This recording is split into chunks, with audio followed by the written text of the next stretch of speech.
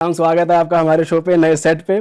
Thank you. स्वागत है ma'am. कैसी लग रही है आपको नए सेट की वाइब? बहुत अच्छी, बहुत पॉजिटिव है, बहुत नाइस। और वैसे ही नवरात्रों में ओपन किया है तो माता रानी का तो आशीर्वाद वैसे ही आने वाला है। मैम आप आज बहुत ही बढ़िया टॉपिक लेकर आए हैं आज हमारे लिए। आप बता रहे थे blood line healing, it's a term जो आपने ऑफ कैमरा हमें बताया, ये होता क्या है, थोड़ा उससे शुरुआत करते हैं। बिल्कुल। सो ब्लड लाइन रीडिंग और हीलिंग बेसिकली क्या होता है कि पहले हम समझते हैं ब्लड लाइन क्या है ना। ब्लड लाइन जो आपके खून में चलती आ रही हैं चीज़ें, है ना, ब्लड लाइन में चलती आ रही हैं। अब ये कौन सी चीज़ें जो हमारी ब्लड लाइन में चलती आ रही हैं? जैसे कि आपकी लाइफ के कोई सेम पैटर्न, सेम चलते ही आ रहा है, चलते ही आ रहा है, चलते ही आ रहा है, वो ठीक नहीं हो रहे। सेम चीज़ें आपकी फैमिली में होती आ रही है, जैसे कि घर के अंदर किसी लड़के की शादी नहीं हो रही, या फिर घर में जिनकी शादी हो रही है उनके डिवोर्स हुए जा रहे हैं, ठीक है, या घर में बच्चे नहीं हो रहे हैं कि या तो अडॉप्ट करने पड़ रहे हैं, या फिर जो हो रहे हैं उनका मिसकैरेज हो रहा है, या फिर डिले हो रहे हैं। तो ये सारे पैटर्न सेम सब फैमिली मेम्बर्स के साथ चलते आ रहे हैं। तो मतलब ये आपकी ब्लड लाइन में चलते आ रहे हैं, आपके एंसेस्टर्स की तरफ से ये आपकी प्रॉब्लम चलती आ रही हैं, ठीक है।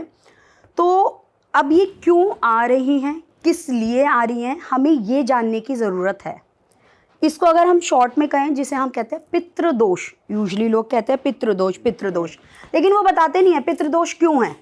आपने एक सुना होगा, 10 लोगों ने बोल दिया होगा कि जी ABC पर्सन के यहाँ पितृदोष बन रहा है, लेकिन क्यों बन रहा है, किस रीज़न से बन रहा है वो तो बताओ, है ना, क्योंकि ऐसा तो है नहीं पितृदोष बन रहा है। अब यहाँ पे हम बात करें पितृदोष की। सो पितृदोष हमारा 2-3 तरीके से बनता है।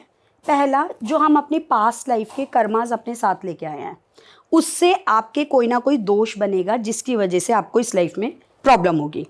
दूसरा, कि आपके एंसेस्टर्स ने कुछ ऐसा किया है, एंसेस्टर यहाँ पे कि आपके जो बड़े बूढ़े थे, आपके जो पूर्वज थे, उन्होंने ऐसा कोई काम किया है जिसका दोष आपको लगा हुआ है, वो आपकी पीढ़ी में चलता आ रहा है। तीसरा होता है कि आपके खुद के इस जन्म के कर्म, ये भी आपका पितृदोष बनाता है। ये कुंडली के हिसाब से भी बनता है, अगर आपके पिछले जन्म में होंगे तो भी वो कुंडली में दिख जाएगा, इस जन्म में होंगे तो भी वो कुंडली में दिख जाएगा, ठीक है।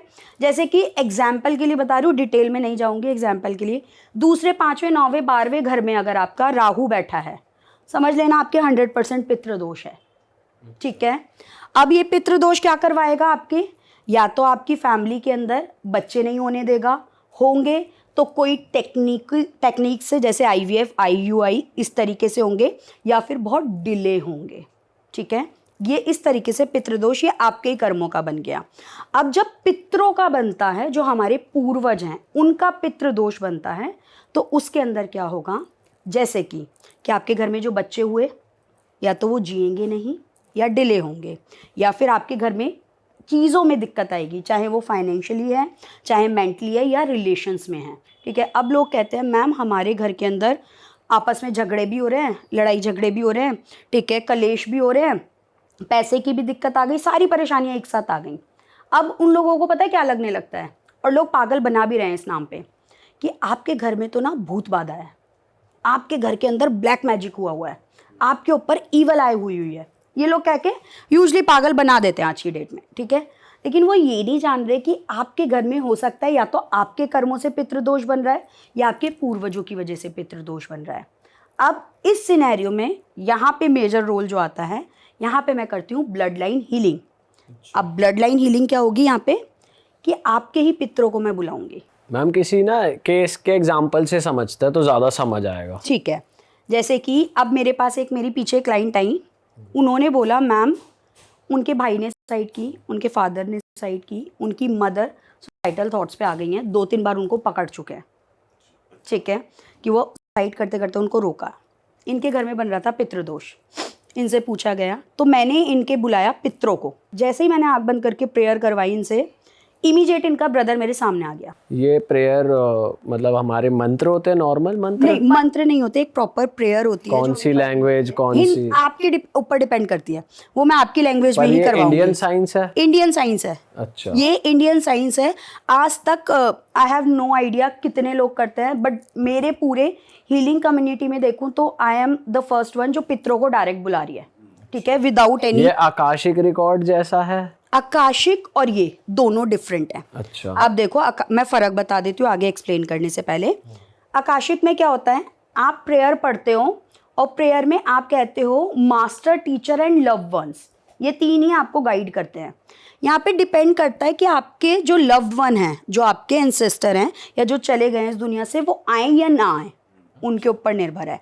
लेकिन ब्लड लाइन में जब आप अपने पितरों के बारे में बात करते हो तो आप डायरेक्ट पितरों को बुलाते हो। अच्छा, डायरेक्ट पितरों को बुला रहे हो कि यहाँ पे 100% की श्योरिटी है कि आपके पितर आएंगे ही आएंगे। अब जब आपके पितर आएंगे तो वो आके बताएंगे कि परेशानी क्या है और वो ही सोल्यूशन देंगे। जगह जगह जगह जगह भागने से अच्छा है सीधे पितरों से पूछो ना कि क्या सच में तो पितृ जब वो दोष है या आते नहीं। हैं तो आप ही को महसूस होते हैं या फैमिली को भी होता है महसूस? फैमिली को भी। अभी मैं वही बता रही हूँ, जिनकी मैंने ये रीडिंग की, जैसे ही मैंने रीडिंग करने बैठी तो उनके ब्रदर जो हैं मेरी आंखों के सामने आ गए। मैंने कहा मुझे कि अब देखो आप मेरे को मेरी वेबसाइट से बुक कर रहे हो ब्लड लाइन हीलिंग, आपने मेरे से उससे पहले कोई कॉन्वर्सेशन नहीं की, कुछ नहीं किया, मेरे को आपकी फैमिली के बारे में, आपके बैकग्राउंड के बारे में कुछ नहीं पता।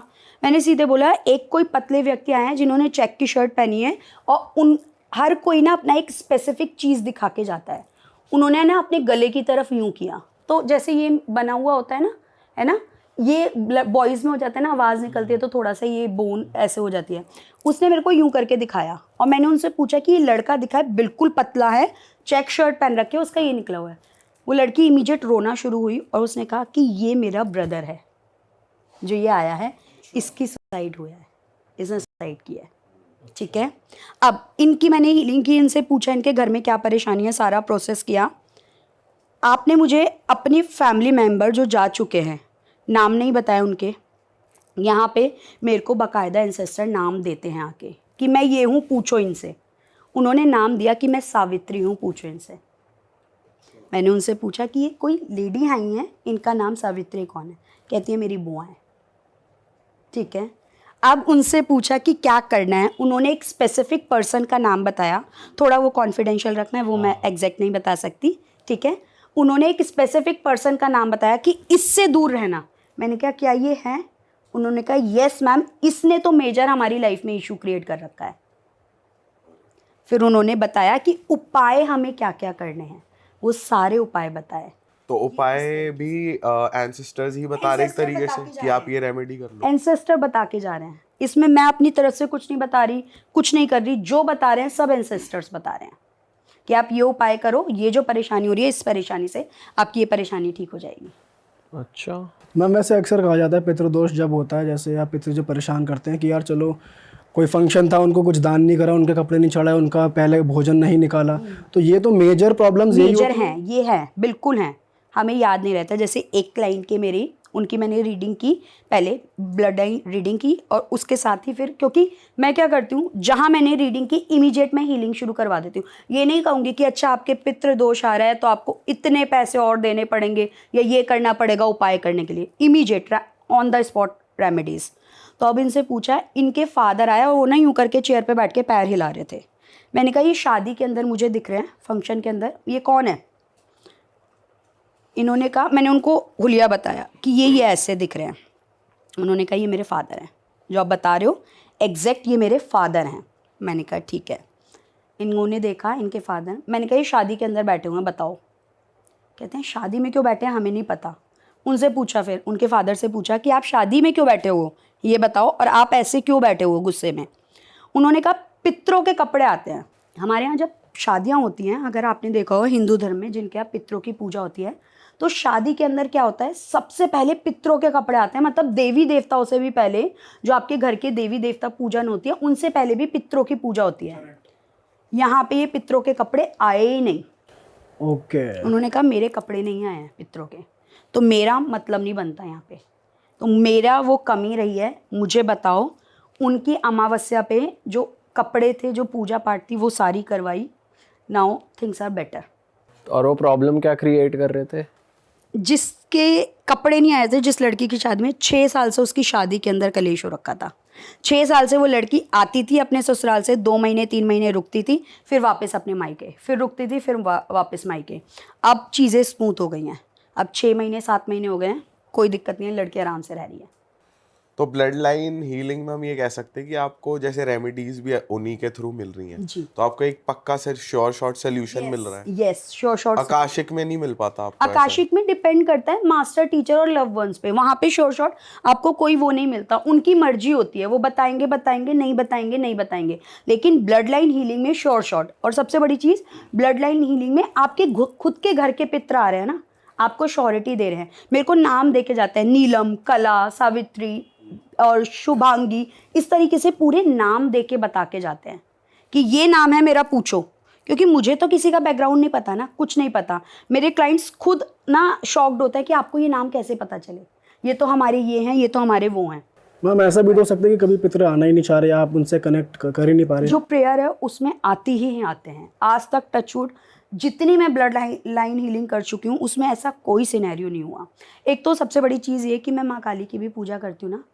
दूसरा, एक प्योरिटी पे भी आपके डिपेंड करता है। तीसरा, जो आप कर रहे हो ब्लड लाइन हीलिंग, अगर जैसे फॉर एग्जांपल मेरे पास दीपक आ रहे हैं ब्लड लाइन हीलिंग करवाने में, ये कितना चाहते हैं कि इनके घर परिवार की परेशानियां ठीक हों, इस पे भी निर्भर करता है।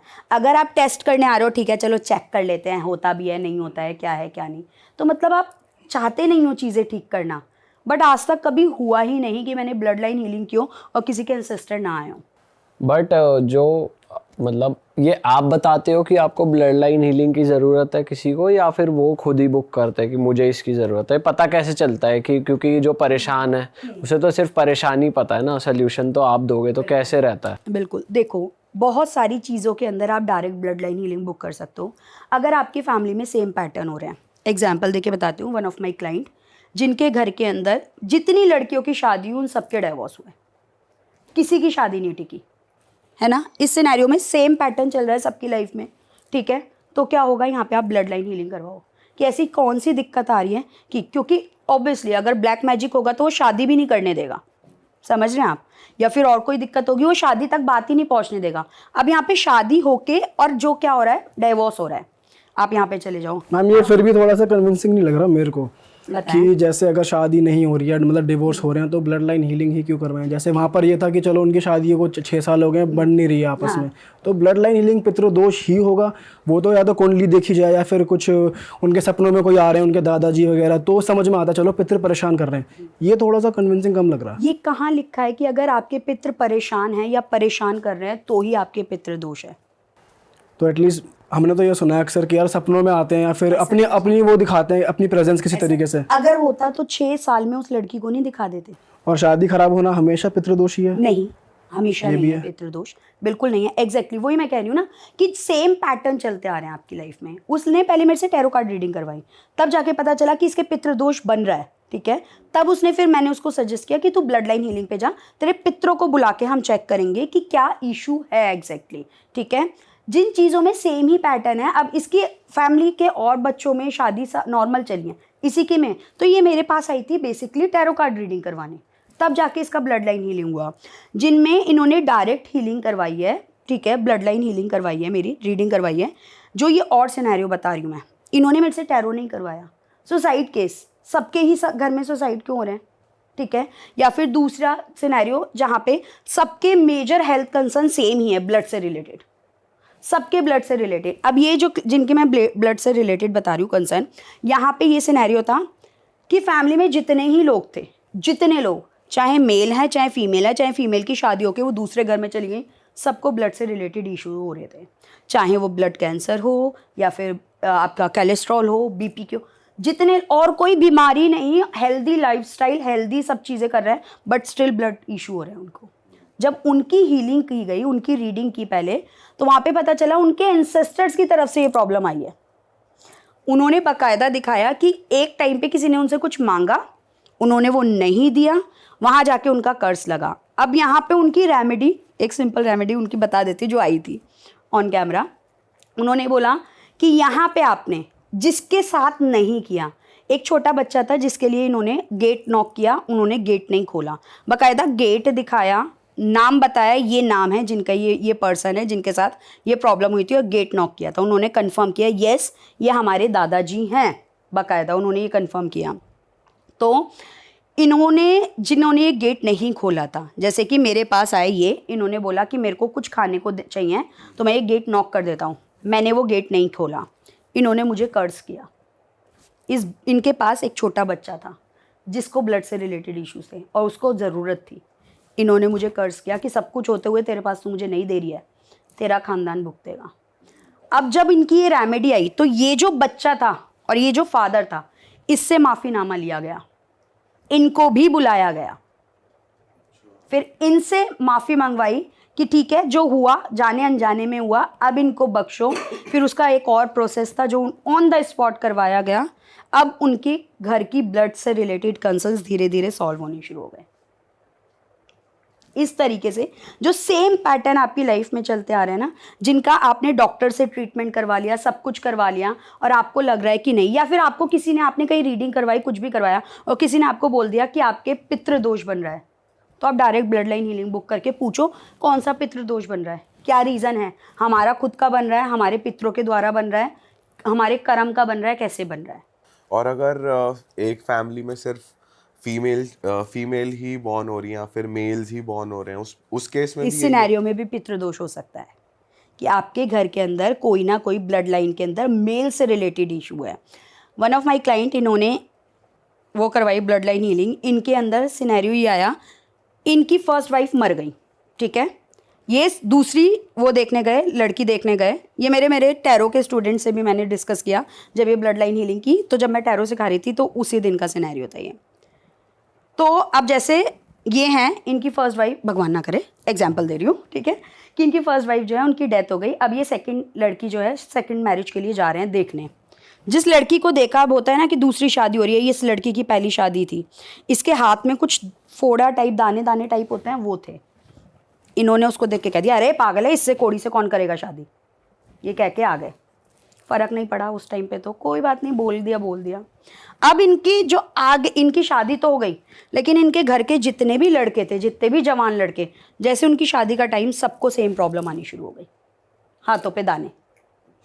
और ये इन्होंने कहा कि सबके ये मस्से, और ये मस्से क्या होते हैं, मोल्स क्या होते हैं, छोटे छोटे होते हैं, ये बड़े बड़े फफोले टाइप, बड़े बड़े दाने, और एक ही हाथ में। अच्छा जी। डॉक्टर ट्रीटमेंट करवा लिया, सब कुछ नहीं ठीक हो रहे। पूछा, बुलाया पितरों को, पूछा कहाँ से ये शुरुआत हुई है, कौन सी जनरेशन से हुई है, कैसे हुई है, तब जाके पता चला ओके यहाँ पे परेशानी थी। फिर यहाँ पे इनकी रेमेडी करवाई गई। बाप रे, क्या रेमेडी कराई थी आपने उस टाइम? वो उन्होंने ही बताई थी। पितरों में हर किसी की अलग आती है, अच्छा, सेम नहीं आएगी। अब आपके पितर जो है वो जिस चीज़ से नाराज़ हैं वही तो बताएंगे ना, या फिर आपके पितरों द्वारा जो गलती की गई है उसका समाधान वही बताएंगे, इनके ये बताएंगे, मेरे को बताएंगे। इस तरीके से तो पितृ दोष में जेनरिक रेमेडी कभी किसी की हो ही नहीं सकती। लोग कहते हैं ना कि ये कर ले तो ठीक हो जाएगा, वो कर ले तो ठीक हो जाएगा, कभी नहीं हो सकती। कि दोष किस चीज़ से लगा हुआ है आप वो देखो ना। तो जैसे हम बात कर रहे हैं कि ब्लड लाइन हीलिंग हमें सिर्फ क्या पितरों के लिए, अब आपके यहाँ पे कर्ज भी तो हो सकते हैं ना। जैसे कि मैंने बताया ना कि हमारे खुद के कर्म है ना, हमारे पिछले कर्म या फिर हमारे एंसेस्टर के कर्म।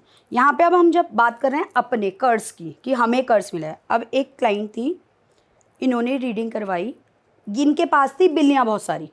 ये जब अच्छी एज में थी, मतलब जैसे 20-30s की एज में, इनके पास थी बहुत सारी बिल्लियाँ। अब बिल्लियों को इनको पालने का था शौक़। उनमें से जब इनकी हम हीलिंग करने लगे, रीडिंग करके मैं हीलिंग करने लग गई इनकी ब्लड लाइन, तो ये मेरे को दिखी एक बिल्ली को गोद में लेते हुए। मैंने पूछा क्या आपके, मेरे को ये बिल्ली क्यों दिख रही है? इन्होंने कहा मुझे बिल्लियों का बहुत शौक़ है, और लेकिन अब नहीं, मैं बहुत पहले रखती थी, क्योंकि यहाँ पे इनके सिर्फ और सिर्फ हेल्थ कंसर्न्स बने जा रहे हैं। डॉक्टर ट्रीट नहीं कर पा रहे हैं, किसी भी कंसर्न पे डॉक्टर ट्रीट ही नहीं कर पा रहे। अब यहाँ पे और कंसर्न भी क्या है, साइकिक, सारे मेंटली हो रही हैं सारी चीज़ें, खुद ही से लग रहा है ये है मेरे ऊपर। वो मेरे पास आई थी कि मैम मेरे को आप ना हीलिंग कर दो, मेरे को ब्लैक मैजिक हो रखा है। इनको खुद से लगता है कि मेरे साथ ये हो रहा है, ये हो रहा है, साइकिक हो रही हैं सारी चीज़ें। मैंने कहा कि मुझे इंट्यूटिवली कनेक्ट नहीं हो रहा है, आप ब्लड लाइन हीलिंग करवाओ, ठीक है। अब मैंने जब इनकी ये करा तो मैंने पूछा कि ठीक है देखते हैं आपका क्या है। यहाँ पे देखा मैंने कि ये खुद दिखी मुझे ब्लड लाइन हीलिंग में, ये मुझे खुद ही दिख रही हैं, यहाँ पे और कोई नहीं दिख रहा। यहाँ पे इनके एंसेस्टर्स नहीं है, ये खुद ही दिख रही हैं, और इन्होंने एक बिल्ली को पकड़ रखा है। मैंने पूछा आप बिल्ली लिए हुए मुझे गोद में दिख रहे हैं? कह रही मैं जब जवान थी मैं तब बिल्लियाँ रखती थी। मैंने कहा अब ये बिल्ली एक कोई कूद गई है। कह रही हैं कूद गई मतलब?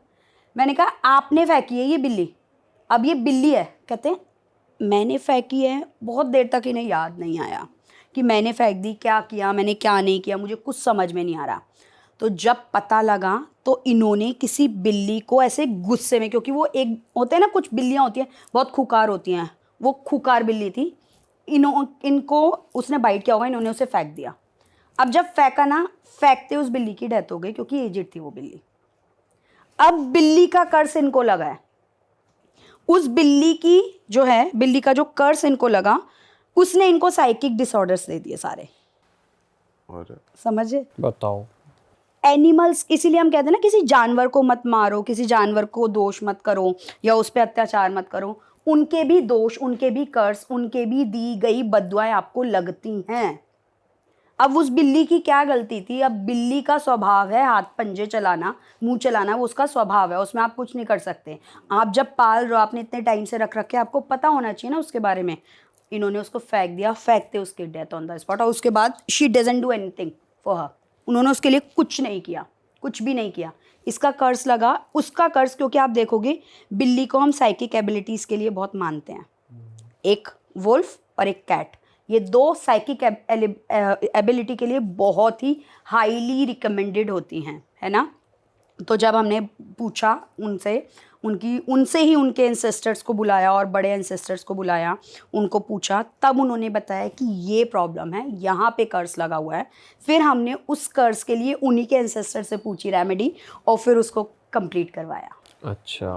अब जो उनको साइकिक एबिलिटी की मेडिसिन भी नहीं लगती थी ना, वो लगनी स्टार्ट हुई हैं। अच्छा, तो ये भी एक तरीके से ब्लड लाइन में ही ब्लड पता लाइन में ही आएगा, क्योंकि आपके चलता आ रहा है ना। अब वही चीज वो आई क्यों थी ब्लड लाइन के लिए, मैं ये भी बताती हूँ। क्योंकि सेम डिसऑर्डर्स उनके लड़के में आने लग गया जो कि अभी 20 साल का है। अच्छा। सेम डिसऑर्डर उनके लड़के में आने लग गया। तो उन्होंने कहा कि मैं तो झेल गई ये सारी चीजें, मेरा लड़का नहीं झेलना चाहिए। आ गया ना ब्लड के अंदर, ठीक है। और लड़का यहाँ रहता भी नहीं, बाहर रहता है, आउट ऑफ इंडिया। उन्होंने कहा वहाँ तो उसके पास कोई है भी नहीं, यहाँ पे तो फिर भी मेरी फैमिली है देखने के लिए। तब जाके वो ब्लड लाइन हीलिंग के लिए आए और उनका हमने किया, तब जाके कर्स हुआ।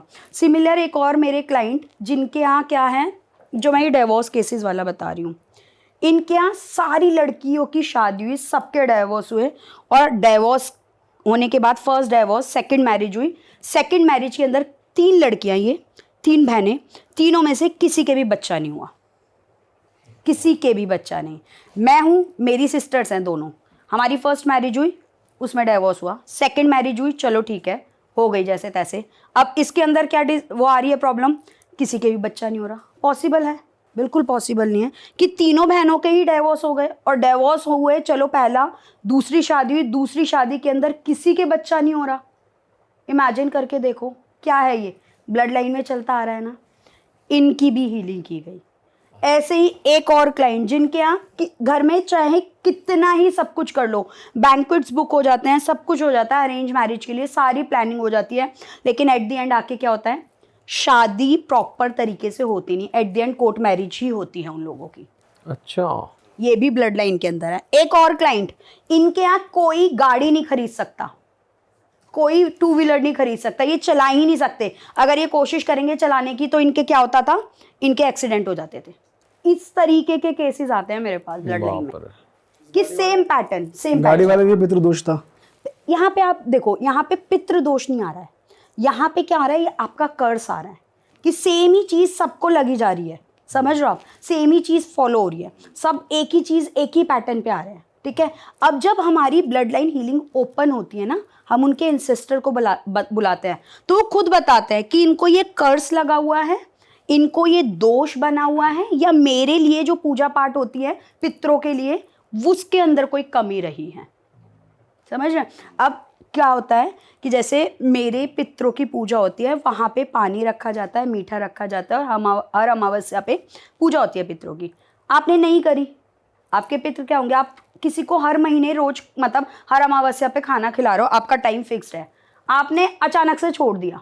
क्यों? क्योंकि आपने कोई और देवी देवता की पूजा करने शुरू कर दी, कोई पीर बाबा को मानना शुरू कर दिया, कुछ कर दिया। ऐसे में एंसेस्टर क्या करेंगे, आप मुझे बताएं।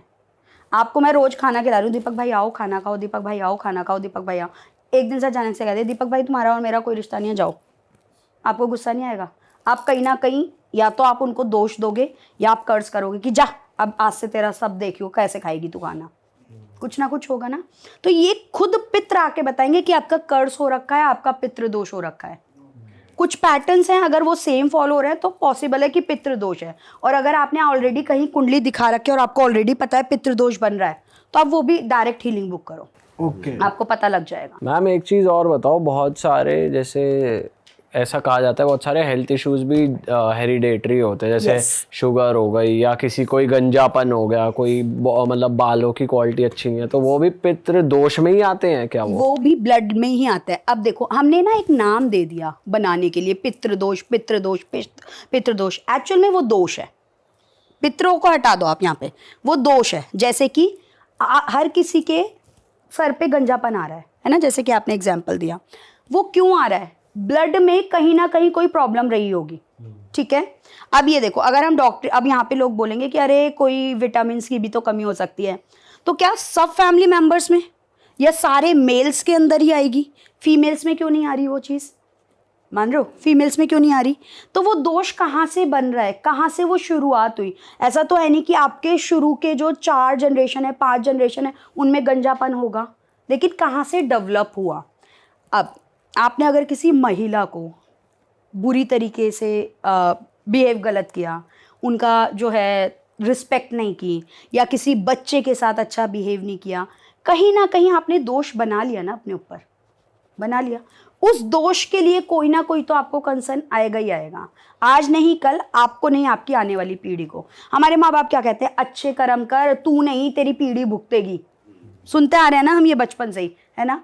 तो ये होता है, आप अगर अच्छा कर रहे हो तो अच्छे कर्म भी आपकी पीढ़ी के लिए और आपके लिए रहेंगे, बुरा कर रहे हो तो बुरे कर्म भी आपके और आपकी पीढ़ी के लिए रहेंगे। यहाँ पे कर्म दोष सब मैटर करेगा फिर।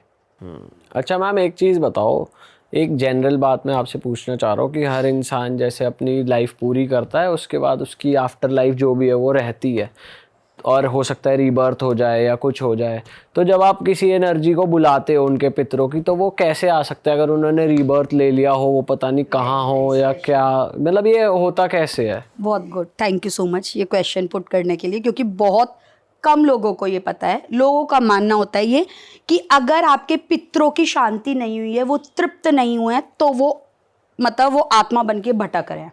ऐसा नहीं होता। हमारी जब डेथ होती है, हमारी जो सोल है वो 2 पार्ट में डिवाइड हो जाती है। पहला पार्ट वो जिसने नया जन्म ले लिया, दूसरा पार्ट वो ही रह जाएगा जो आपके ऑलरेडी थे रिश्ते। जैसे कि मैं हूँ, मैं जब मरूंगी मेरा एक हिस्सा नया जन्म ले लेगा, एक सोल नई जन्म ले लेगी, और पुराने वाला जो हिस्सा है वो एज एन एंसेस्टर आपका रहेगा। और ये कितनी पीढ़ी तक रहता है? अब आप सोचो कि मैडम 10 पीढ़ी तक क्या ये सेम रहेगा? नहीं, ये सिर्फ 4 पीढ़ी तक रहेगा। आप देखोगे श्राद्ध भी हम 3 पीढ़ी तक करते हैं, चौथी पीढ़ी से हम श्राद्ध करना बंद कर देते हैं। मेरी 3 पीढ़ी मेरा श्राद्ध करेंगी, चौथी पीढ़ी से मेरा श्राद्ध नहीं करेंगी। सिमिलर सोल 3 पीढ़ी तक आपका साथ देगी, चौथी पीढ़ी में वो इस फैमिली से डिटैच होके नई फैमिली के लिए वो 3 पीढ़ियों में डेवलप हो जाएगी। जो पुरानी सोल रहेगी, पुरानी सोल, यस। तो वो कैसे नई सोल तो हमें फैमिली? कहते हैं कि एक ही है, मतलब वो थोड़ी ना अलग मैंने मना नहीं किया, सोल में मना नहीं कर रही, एक नहीं है, लेकिन ये डाइवर्ट हो रही है। समझ रहे हैं आप? 2 हिस्से ले रही है। ये कहाँ लिखा हुआ है, कौन से उसमें? आप शिव पुराण देखो, आप गरुड़ पुराण देखो। अच्छा। क्यों पढ़वाते हैं हम? इसीलिए तो होता है, वहाँ पे क्लियरली मेंशन है। इसीलिए हम कहते हैं ना कि आप अपने पितरों, क्योंकि पितरों की ब्लेसिंग्स, आपके एंसेस्टर्स की ब्लेसिंग आपके लिए बहुत ज़्यादा इंपॉर्टेंट है। इतनी इंपॉर्टेंट है कि भगवान से पहले उनको पूजा जाता है। बहुत जगह आप देखोगे पहले उनको हाथ जोड़े जाते हैं, उनके लिए आपके ब्लड से रिलेटेड जितने भी रिश्ते रहे हैं आज तक, है ना। अब यहाँ पे पितरों में सिर्फ आपके एक ही पीढ़ी नहीं आएगी कि आपके दादाजी आ गए, उनके भी दादा, उनके भी दादा, उनके भी दादा, वो भी पीढ़ी आ जाएंगी। इसलिए तो जो हमारी ये सोल है, इस जो अभी आपके हैं एंसेस्टर, उनको हम बुला सकते हैं। अच्छा, यस। तो इसमें क्या सिर्फ दादा दादी वही आते हैं या बुआ चाची फूफा मैं ताया? बता रही हूँ ना, ये जो हैं जो सावित्री नाम बताया, ये इनकी बुआ थी। अच्छा। हाँ, ज़रूरी नहीं है। आप जो प्रेयर करवाते हो उसमें मैं कहती हूँ कि जितने एंसेस्टर्स हैं आप उन सबको याद करो, उनको बुलाओ। प्रेयर का एक कॉन्सेप्ट है, वो करवाती हूँ। जिसको आना है ना, जिनको आप जानते भी नहीं हो, वो भी आ जाते हैं। इसीलिए मैं बोलती हूँ जब आप ब्लड लाइन हीलिंग अपनी करवा रहे हो तो आप अपने किसी एक बड़े बूढ़े को साथ में बैठा लो जिनको कुछ पता हो आपके पूर्वजों के बारे में, ताकि वो श्योरिटी दे दे, अरे हाँ ये थे। जैसे एक क्लाइंट, इनके एक एंसेस्टर आए, जब मैं उनकी रीडिंग कर रही हूँ मैं ज़मीन में धंस रही थी, मैं ऐसे उनकी रीडिंग कर रही हूँ और वो भी कह रहे हैं कि मैं अंदर जाए जा रही हूँ, मैं अंदर जाए जा रही हूँ। मैंने कहा मुझे भी फील हो रहा है मैं अंदर जा रही हूँ। फिर थोड़ी देर थोड़ा मैंने टाइम लिया, मैंने कहा ओके ये क्या हो रहा है बताएं मुझे।